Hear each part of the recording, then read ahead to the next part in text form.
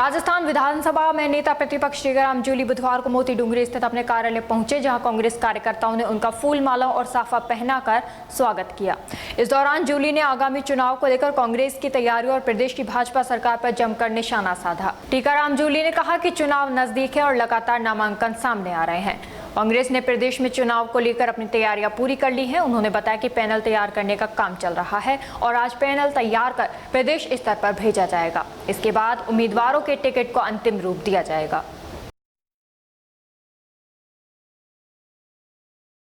देखिए, कांग्रेस की तैयारी जो है बहुत अच्छे स्तर पे है। पूरे प्रदेश के अंदर हमारे जो है ऑब्जर्वर लग चुके हैं।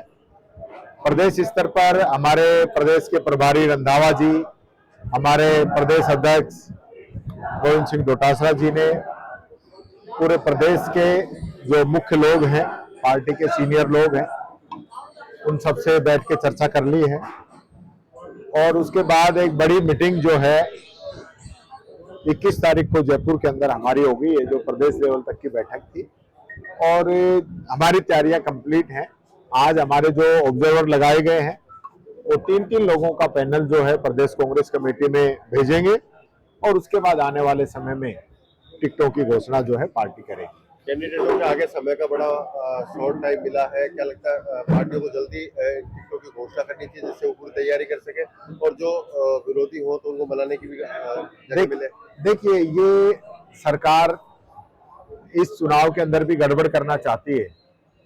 चुनाव के अंदर 5 दिन मिल रहे हैं, नॉमिनेशन के अंदर 3 दिन मिल रहे हैं, लेकिन ये रिजल्ट आने के बाद में पार्षद का और उसके बाद में चेयरमैन के चुनाव में 7-8 दिन मिल रहे हैं, ताकि चुने हुए पार्षदों को गड़बड़ कर सके, उठा सके, डरा सके, धमका सके, तोड़फोड़ कर सके, धन बल का प्रयोग कर सके।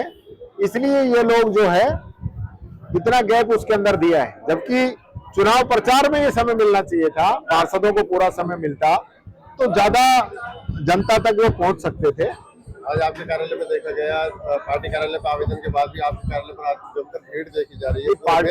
पार्टी का ही है और जो लोग आ रहे हैं, क्योंकि कार्यकर्ताओं को ये उम्मीद होती है कि जब टिकट वितरण का समय आएगा तो हमारा ध्यान रखा जाएगा। परिवारवाद को लेकर के चर्चा तेज हो चली है कि पार्टियों को परिवारवाद को टिकटें दी जाती है। बीजेपी में भी इस बार कई उम्मीदवार ऐसे देखे जा रहे हैं जिन्होंने दावेदारी करी है। कांग्रेस में क्या प्राथमिकता रहेगी? प्राथमिकता हमारे यहाँ पे पार्टी का वर्कर हो, जीतने वाला हो, मजबूत कैंडिडेट हो, उसको टिकट देंगे। परिवारवाद की बात बीजेपी करती रहती है, लेकिन खुद परिवारवाद करती है। बीजेपी के अंदर परिवारवाद नहीं है क्या? अगर कोई अच्छा कैंडिडेट है, अच्छा काम करने वाला है और वो चुनाव लड़ता है तो परिवार का ही मेंबर क्यों ना हो, तो उसको टिकट देना चाहिए। अलवर की नगर निगम की बात करें तो परिसीमन के बाद जो क्षेत्र जुड़े हैं, क्या कांग्रेस मजबूत है उन क्षेत्रों से जो पंचायत से अब निगम में आए हैं? देखिए, उनमें मजबूत है और अलवर शहर में ही मजबूत है, क्योंकि अलवर शहर के अंदर जो भ्रष्टाचार बीजेपी ने किया है, डबल इंजन तो इनका हो गया, तीसरा इंजन यहाँ के चेयरमैन का हो गया, मेयर साहब का हो गया। तो 3 इंजनों की जो सरकार चली है, जिसने पूरा भ्रष्टाचार यहाँ पे किया है। जेसीबी घोटाला हुआ यहाँ पे सफाई का घोटाला हुआ। अभी कल बारिश आई, आपने देखा होगा, सारा पानी जो है घरों में घुस रहा था, सड़कों पे फैल रहा था। उसकी मैनेजमेंट की जिम्मेदारी किसकी है? सफाई का जो ठेका इतना बड़ा आपने बढ़ा दिया और सफाई पहले जितनी भी नहीं रही। आपका ये भी पोल खुल गई कि रैंकिंग जो आपने सुधारी है, वो रैंकिंग किस प्रकार से आपने सुधारी है, जनता को गुमराह करने का काम किया है। आप सिर्फ और सिर्फ भ्रष्टाचार करना चाहते हैं, तो अब समय आ गया है, अब इनको जनता माफ नहीं करेगी। सभापति मीरा गुप्ता द्वारा आवेदन किया गया है, लगातार सोशल मीडिया पर अब वो दिख रही है। कांग्रेस से दोबारा उन्होंने टिकट मांगी है। पूर्व के जो हालात रहे उनको लेकर के कांग्रेस के भी क्या नजर है? उन पुराने नजरिए को छोड़ के क्या कांग्रेस फिर से दाव खेल सकती है? देखिए, अभी चुनाव लड़ने की सबको छूट है, अप्लाई करने की सबको छूट है। उन्होंने टिकट मांगा है, मेरी जानकारी में नहीं है। अगर उन्होंने मांगा है तो क्योंकि पैनल आज आएंगे तो उस पर जो भी पार्टी निर्णय करेगी, जो ऑब्जर्वर है वो निर्णय करेंगे, वो मान्य रहेगा। जिताऊ टिकाऊ तो पहली हॉस्पिटलों की स्थिति सामने आई है। एसएमएस में एक पंखा गिरा है, मरीज के ऊपर टाँके आए हैं उसके। क्या लगता है हॉस्पिटलों की स्थिति एसएमएस में अगर ये है तो जमीनी स्तर पर ग्रामीण स्तर पर क्या होगा? देखिए, हॉस्पिटल की स्थिति पूरे राजस्थान के अंदर जिस प्रकार की बन रही है, ये किसी से छुपा हुआ नहीं है। लगभग 3 दर्जन प्रसूताओं की मौत हो चुकी है राजस्थान के अंदर पिछले समय में। यहाँ पे कफ सिरप से बच्चों की मौत हुई। यहाँ का कैंसर का इंजेक्शन ब्लैक के अंदर बेचा जा रहा था, जो पकड़ा गया है।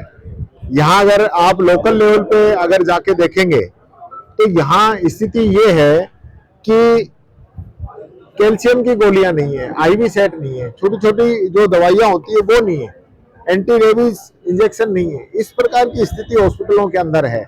बिल्डिंगें गिरना, क्योंकि इससे पहले आपने देखा होगा एसएमएस के आईसीयू में आग लगी, 108 एम्बुलेंस खड़ी हो जाती है, 104 एम्बुलेंस खड़ी हो जाती है, उनका समय पे भुगतान नहीं हो रहा। वो लोग बार बार उस चीज को रोकते हैं। बिल्डिंगें गिर रही हैं, इससे पहले भी कई हॉस्पिटल्स की बिल्डिंगें गिरी हैं। कल जो पंखा गिरा है उससे एक मरीज के 12 टाँके आए, आधे घंटे तक उसको भी इलाज नहीं मिल पाया। ये स्थिति हॉस्पिटल्स की है। तो हॉस्पिटल का जो हाल है, हमने राइट टू हेल्थ लागू किया था, चिरंजीवी योजना लेके आए थे, निःशुल्क दवा योजना लेके आए थे, निःशुल्क जांच योजना लेके आए थे, आरजीएचएस योजना लेके आए थे। राजस्थान का हेल्थ मॉडल एकदम चेंज किया था। हर जिले के अंदर मेडिकल कॉलेज हमारे समय में हमने स्वीकृत कराए, उनका काम चल रहा है। अलवर में भी 2-2 मेडिकल कॉलेज बने, जिनका रिबन काटने का श्रेय बीजेपी वाले उठा रहे हैं। वो आदरणीय भंवर जितेंद्र सिंह जी के प्रयासों से, नवाब दुर्रू मियां जी जब यहाँ हमारे चिकित्सा मंत्री थे, उनके प्रयासों से हमने सैंक्शन कराया था।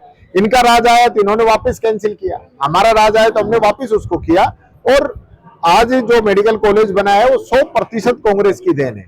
जो ईएसआईसी का मेडिकल कॉलेज बना है उसके लिए भी बीजेपी के लोग तो कहते थे कि भंवर जितेंद्र सिंह जी पे एफआईआर दर्ज कराएंगे कि उन्होंने सरकारी पैसा यहाँ लगा कैसे दिया, यहाँ तो जो है मापदंड पूरे नहीं करते, तो फिर इन्होंने कैसे आज उसका श्रेय लेने का काम कर रहे हैं।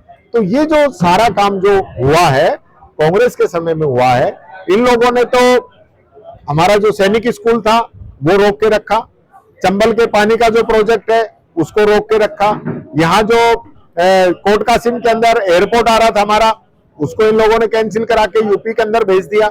हमारी जो बुलेट ट्रेन आ रही थी उसको भी इन्होंने रोकने का काम किया। और निश्चित तौर पर एजुकेशन का भी क्वेश्चन मेरा ही था। जो क्वेश्चन लगा है जिससे पूरी सरकार की पोल खुली है, वो क्वेश्चन मैंने ही लगाया था। और मेडिकल का भी क्वेश्चन लगा हुआ है, उसका भी जवाब आ जाएगा, तो उसमें भी सरकार की पूरी पोल खुलेगी। ये ध्यान नहीं दे रहे हैं।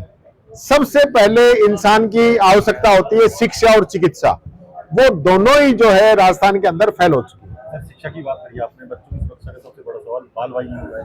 कैग रिपोर्ट में भी एक दर्शाया गया है कि 3000 से ज्यादा स्कूल वाहिनियां अभी भी अनफिटेड है। तो किस तरीके की व्यवस्था है, क्यों चल रही है पता ही नहीं है। एक दिन अभियान चलाते हैं, फिर सेटिंग करके छोड़ देते हैं। ये जो सिस्टम है, अभी अलवर में एक बहुत बड़ा हादसा होते बचा था। तो ये जो सिस्टम है, और उसमें मैं समझता हूँ सरकार के लोगों की मिली भगत है और वो खुद ही जो है पूरी गड़बड़ करना चाहते हैं। जवाहर सिंह मैडम यहाँ पे ऐसे कहते हैं कि हमारी सरकार में क्राइम को जो ग्राफ है वो कंट्रोल हुआ है। अब मैडम साहब के कहने से हो गया हो तो बहुत अच्छी बात है। उनसे मैडम साहब से कहना चाहता हूँ, जरा आंकड़े देखेंगे तो भरतपुर जो है पूरे राजस्थान में 1 नंबर पे है क्राइम में, जिसमें मुख्यमंत्री जी आ गए और मैडम साहब भी आ गए। और अलवर में आके जहाँ भाषण दे रहे हैं ना, वो 2nd नंबर पे है। तो वो आंकड़े भी देख लें और फिर चर्चा कर लें। पुलिस की बात कर रहे हैं, 2 मामले अलवर में अभी 20 दिन में नजर आए हैं, जिसमें चोरी की घटना होती है और नाबालिगों के साथ छेड़छाड़ और जैसी घटनाओं के 2 मामले दर्ज हुए। तो वो भी आपके संज्ञान में है या जानकारी करेंगे? देखिए, आपने जो मामला बताया है इसकी जानकारी करेंगे। अलवर में भी क्राइम जो है लगातार बढ़ा है। पूरे राजस्थान के अंदर 2nd नंबर पे हम क्राइम में हैं।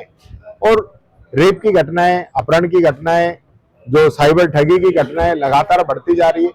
और पुलिस के लोग, मैंने पिछली बार भी बताया था, पुलिस की लोगों की मिली भगत से साइबर ठगी हो रही है। पीछे उसके बाद मैंने कहा था, उसके 3 दिन बाद किशनगढ़ बास के अंदर पकड़े भी गए हैं पुलिस के लोग। तो अभी भी मैं ये कह रहा हूं कि ये सारे लोग जो है मिलके इस पूरे रैकेट को चला रहे हैं।